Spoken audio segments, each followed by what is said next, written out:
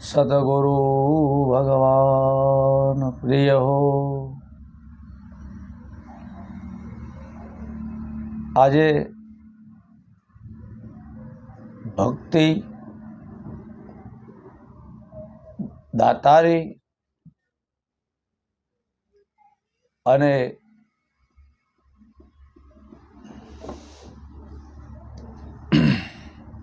સુરવીરતા, ભક્તિ દાતારી અને સુરવીરતા, એને આપણે એક વિદ્યાર્થી હોય અને એને સમજાવવા માટેની વાત છે। ભાઈ કોમર્સનો વિદ્યાર્થી હોય કે સાયન્સનો વિદ્યાર્થી હોય કે આર્ટ્સનો વિદ્યાર્થી હોય તો આની ભક્તિમાં એવું હોય ખરું? તો કે આ હોય કે હંમેશા પાયો ભક્તિમાંથી ભગત બનવું છે,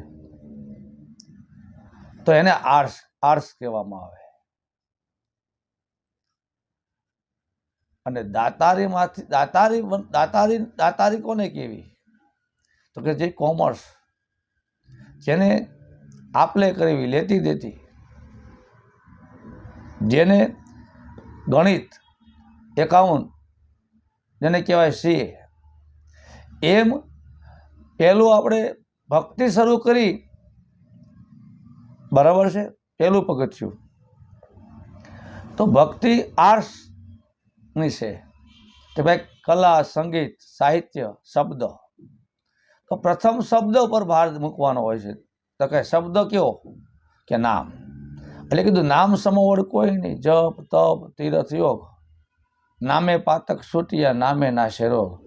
તો આપણે આર્ટ્સમાં પહેલા કળા એટલે કે ભાઈ સંગીત, કોઈ માધ્યમથી હાર્મોનિયમના માધ્યમથી આપણે કોઈ ભજન લીધું અને એ કોઈ લખ્યું સંતોએ, એ શબ્દ દ્વારા આપણે એમાં સાક્ષી પૂરીએ, એ આપણે એમાં લઈએ કે ભાઈ કોઈ પણ દાખલા કે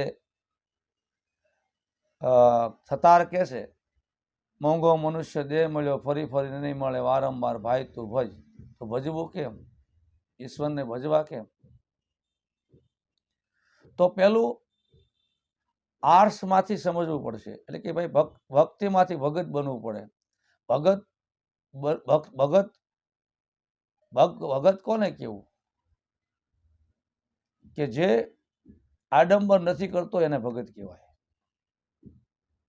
જે ભીતરની ખોજ કરે એને ભગત કહેવાય। ભક્તિ